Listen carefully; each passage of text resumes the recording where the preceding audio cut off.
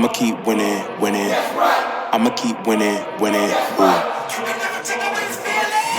I'ma keep winning, winning. You can try to save yourself, but you only. What's going on, guys? Jake Kim back on another video, and today I'm going to be looking at the top 30 visitors so far for each NFL team. I know it's still early on, but we're going to go ahead and check out the early on top 30 visits that have been scheduled. But before we get into, please make sure to like the video, comment down below anything you agree or disagree with I talk about in here, and make sure to subscribe to the channel for future NFL content I'm going to be putting out. Pro days are going on currently. We still got a couple free agents I need to decide where to go. And the draft is exactly a month away, so make sure to subscribe to the channel to be able to keep up with all the content I'm going to be putting out over the next month or so.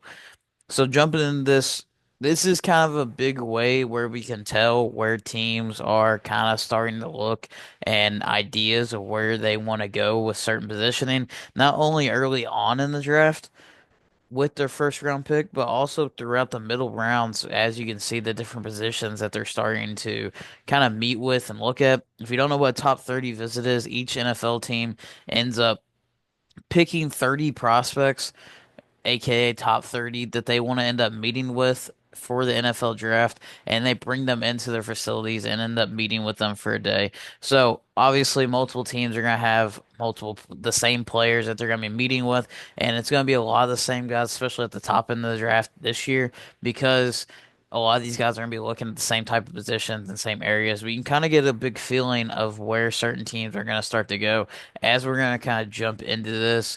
One of the first positions I wanted to really look at here was the Atlanta Falcons. The Atlanta Falcons are kind of sitting in the middle area. A lot of people might think that they would go defense, and that's kind of what they're starting to look at with a lot of their guys in here. Now, this is still early on, and a lot of the teams still need to pick out their 30. So, if I haven't mentioned that already, a lot of these guys and a lot of these teams have not been scheduled yet to be able to go with a lot of the guys that they were going to have. Like the Arizona Cardinals for the first one, they've only officially scheduled two guys to meet with so far. So that means that they still have 28 other ones. But I'm still going to go in and do a quick rundown. Hopefully, it's not going to be a very short video of some of the guys that they're going that and teams that are very interesting to look at. So like the Atlanta Falcons are the first one. Usually, a lot of people have them going edge, and Shamar Stewart there. I assume if he's on the board, that would be the pick for them with one of their big, areas that they're looking at. Maybe corner would be in the area of where they're kind of feeling in secondary. So you still have Nick Emmanwori. I do think that Nick Emmanwori could be a guy that could go a lot higher than what we think, and a lot of people have him in the late first round right now. I do think it's somebody that could sneak up into the teens and could be an option for other people. But one area that we don't really look at for the Falcons is offensive line because they pretty much have a set offensive line, and if they do, it's usually center is what they need after just losing Drew Dalman. But here they have a visit with Josh Connerly, and that could be a little sneaky area that we could be looking at for the Falcons is the offensive line.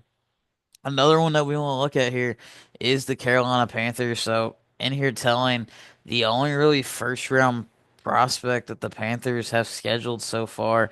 The Panthers a little bit of mystery. We think that they're going to go defense. They just signed Trayvon Moore in free agency, but they still have Nick Emmanwori here as well. It's a guy that pretty much lit up the combine, and who knows if the Panthers ended up trading back? Maybe they could be able to pair him up with Trayvon Moore and be able to go in and draft Nick Emmanwori. Since he had one of the best safety combines of all time, a lot of people are going to be looking at him. And most of the defensive line prospects that they're looking at are more third round guys. They also are interviewing Molly or Ollie Gordon. So maybe they look to go and add somebody with Chuba Hubbard, and they still have the rookie from last year that was very injury prone. So maybe they go and try to add a little bit of running back depth. I think that they're going to end up adding a receiver and quite a bit of receivers to this board as a potential to be able to add to Bryce Young. But one of the more interesting ones, in my opinion, was Nick Emmanwori there. And then the Chicago Bears are also another one that's very interesting here because the three guys that they have interviewed are all pretty much offensive line or just offensive pieces, and that's kind of where we think that the Bears are going to go at number 10. I think we all know and assume that the main area for the Chicago Bears would be Ashton Jeanty. I think that's the main focus for them. Now, the real idea is if the Raiders are going to end up taking Genty there at number 6, but the Bears could potentially try to move up for Genty if they end up liking him. And it's definitely a good sign that they pretty much have him scheduled for a visit because they're going to be looking for a running back. Also, they end up having Will Campbell. So they just went and reshaped their offensive line. But here, as their focus, their first three schedules, two of them are the kind of the first round offensive linemen that people are looking at in Josh Connerly and Will Campbell. So offensive line still may not be off the table here as we would think, even though they just went and reworked all the guys. They do have Jonah Jackson, who's still a little bit of a question mark. So, could Jonah Jackson end up being replaced and they just get more depth just in case he ends up struggling there at the number 10 spot? I do think they have some more needs to be able to go after. I think Amarion Hampton would be a good fit here, Ashton Genty at 10, but that definitely shows kind of the signs. And then the Cleveland Browns here is another one. Obviously, they pretty much have all the top guys that they're looking at. Now, we'll say that the rumor is that they're definitely going to be taking quarterback with one of their first two picks.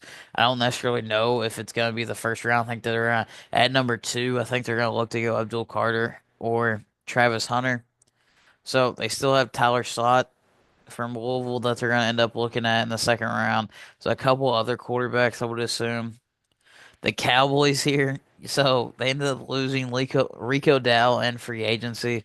And as you can tell, they're definitely going to be looking to attack running back. I don't necessarily think that they're going to go for Ashton Gentia. If he's there at 12, they probably will take him, but I don't think he's going to be there on the board. I don't necessarily think that they're going to move up for him either. But you could definitely see that they're going to be looking to attack running back with some of the guys that they end up, especially with the Broncos. Offensive weapons is what they're going to be looking for. They have those in there.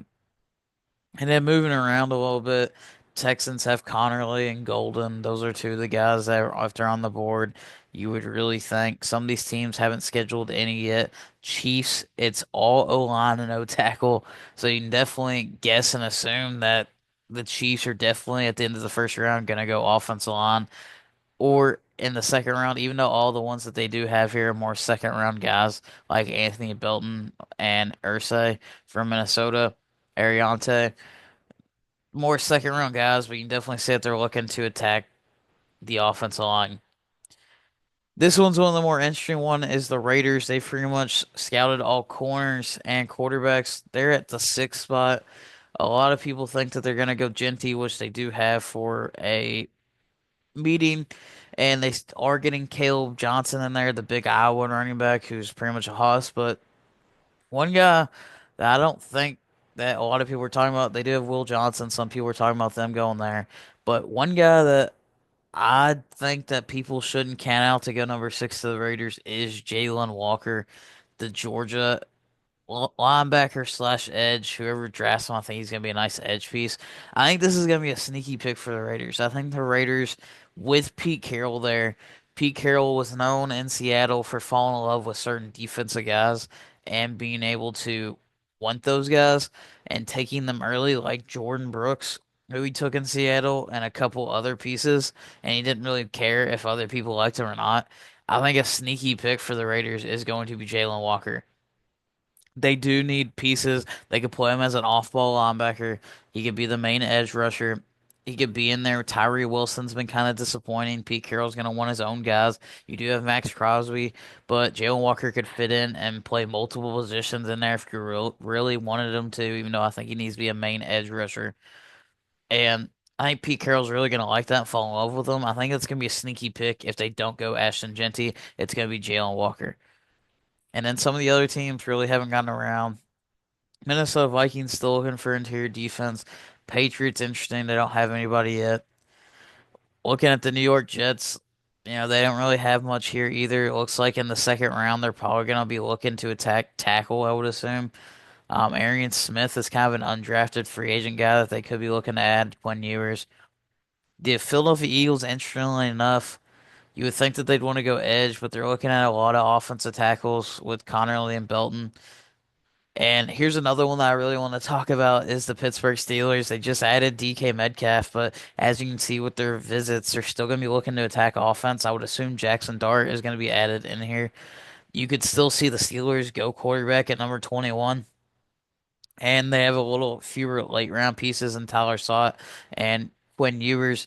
but they're also looking at running back. They just lost Najee Harris. So I know a lot of people have Jackson Dart here, but if they don't go Jackson Dart, could they look to add a running back there at 21 if they're available? They're mainly running back and receivers and quarterbacks are the three spots that they're looking at from their top 30 visits so far.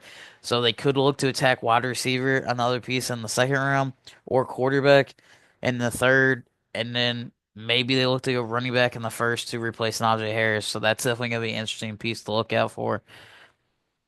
The Seahawks, it's a lot of O-line pieces as usual. The Titans haven't really scheduled anybody yet, and the Commanders, it's still looking at offensive line pieces, even though they just added Laramie Tunsil. A lot of teams are ended up trying to, you know, push up Josh Connerly.